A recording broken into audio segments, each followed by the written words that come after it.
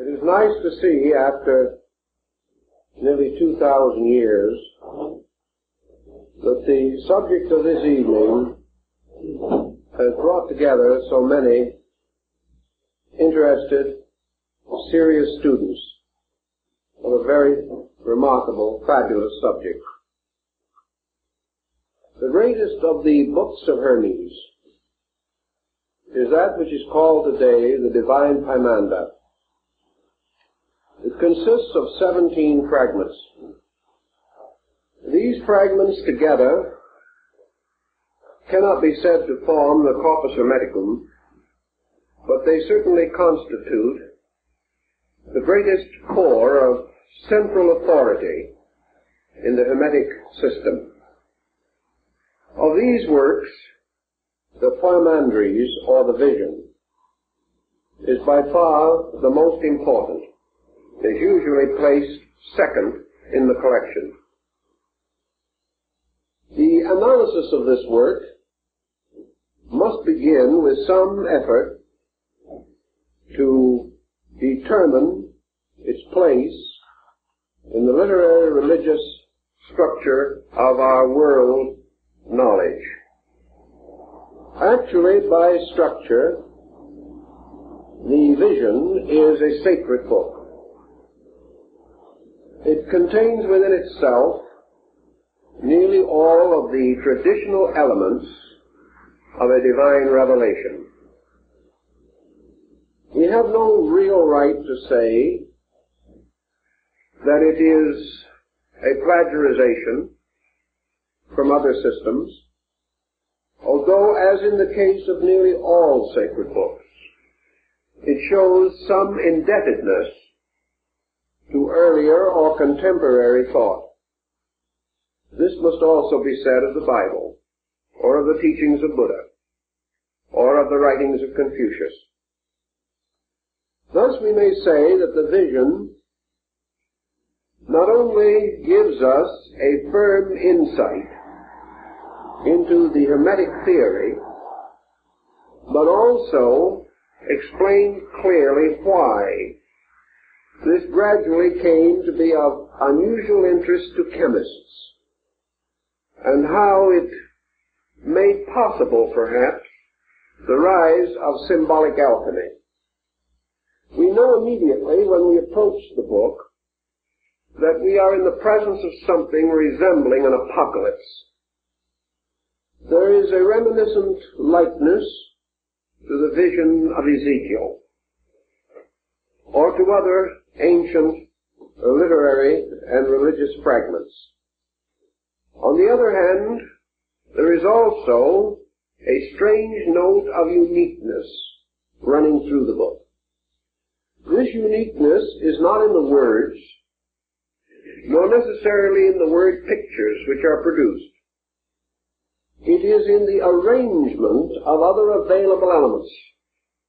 That these elements existed prior to the production of the Hermetic writings, we cannot doubt. Therefore, it is the sequence into which they are placed. It is the order and descent of ideas which bring with them a certain newness, as though we had taken old and familiar pigments and paints, used a traditional canvas, and the well understood brushes and palette, and yet it painted a picture that was new, a picture that combined much of the wisdom of the past and provided a kind of key to open doctrines which had already attracted and held public attention. Thus, I think we may say that the Vision represents a kind of key to the great theological mysteries of antiquity. It reduces them to a reasonable and recognizable order. It is a powerful defense of comparative religion, and like the Apocalypse of John, shows that the author or authors had a wide acquaintance with religions apart from the area in which this work is believed to have been produced. In broad structure, therefore, we have this work that has come down to us as the divine vision of Hermes Trismegistus, who is described as a priest of the mysteries of Egypt, and whose writings, according to their own content, bear not the stamp of a man, but the stamp of heaven. And in this work, Hermes is advanced as a prophet, as a minister and missionary of God, as one peculiarly and divinely favored to reveal an essential doctrine to mankind. The work is brief, comparatively, and we can sometimes wonder why it did not gain a greater sphere of influence. In many respects, it has a drama missing in other sacred books. It certainly has a wonderful symbolism which could inspire the minds of many persons to the contemplation of mysteries. Yet through it all, there runs a thread of intellectualism, so broad in its scope, so deep in its implication, that in all probabilities it decreed or destined that the work should have a minority audience, that it could only be understandable by certain types of persons. While it was a wonderful picture story, it was only for a certain kind of minds. These minds were not sufficient in number to integrate around this work the kind of religion or the kind of a common descent of beliefs which we find with simpler, more obvious revelations. The work also brings into focus a number of concepts with which we are becoming increasingly familiar today. One of these is an extension and application of the Platonic concept of archetypes. The term archetype actually occurs in the vision. Therefore, there is a link between it and the psychological concept of archetypes which we have today. Also, like Buddhism, and to a measure like Taoism, the vision strongly emphasizes the psychological quality in human nature. It deals with mind, it deals with reason, and it deals with the pitfalls into which the mind may lead, and the method of rescuing the individual from the disturbing influences of his own thoughts. Thus, the work may be regarded in modern terms as psychological, and it presents religion as a psychological mystery. It presents theology not in its traditional or conventional form, but more as a philosophy. And we must assume from the collected product of the Hermetic group that the work was that of a philosophic religious body, in which perhaps philosophy took predominance, but in turn became the instrument for the clarification of spiritual principles. There is much subtle wording in the vision also, wording which has to be rather carefully examined. It is quite probable that for 15 or 1800 years, from the decline of Greco-Egyptian culture to the rise of modern humanism, that these subtle inferences would have but slight impact on the public mind. There was very little ability to equate them, to find in them familiar responses through the long dark ages which we call the medieval world. Now, however, we have restored much of the learning which would enable us to give this great dialogue, which it essentially is, its place in our modern world of thought. We come across 2 or 3 important points which call for, well, a certain divergence from our principal theme or stream. So we will have to be prepared to reach out into comparative religion just a little in order to clarify the issue. The story takes, as in the case of the vision of Ezekiel, or in the Apocalypse of John, the general pattern of the recounting of a mystical experience which occurred to the principal person, in this case Hermes. There is nothing whatever within the visions, as it is called, which would give us any clue to the historical orientation of Hermes or his character and personality. There is no description of him.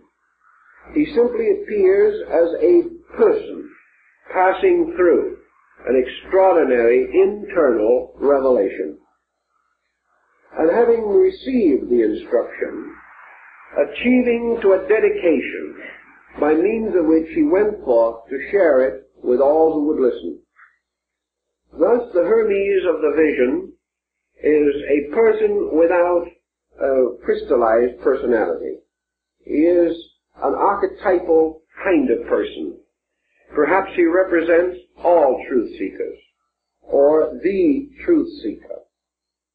Certainly he experiences that which all truth seekers hope to experience, the kind of a reward by which they come in the end to the substance of their soul's desire.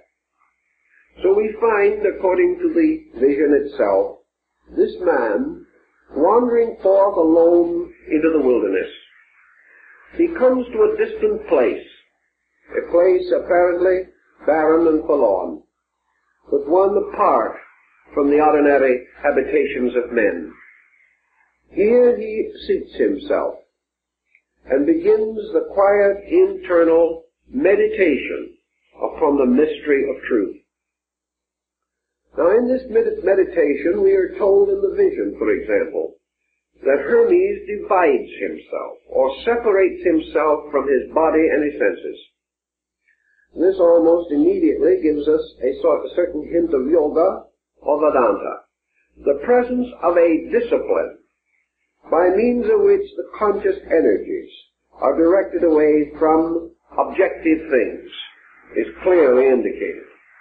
Hermes was following a formula or a pattern. He was performing a certain kind of devotion. And the implication further is that this devotion is that which was taught in the mysteries or in the secret schools of initiation.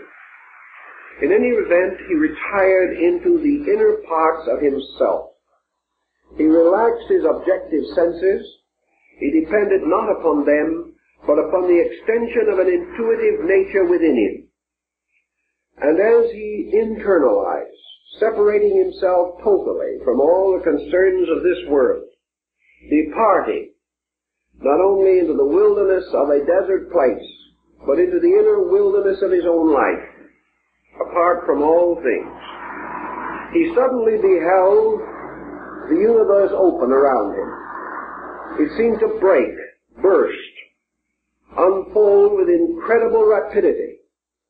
And he beheld, filling the universe, filling space, a strange monster.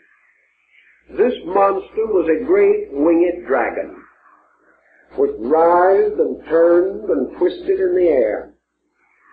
And when we come to this, we come to our first exploration of comparative religion.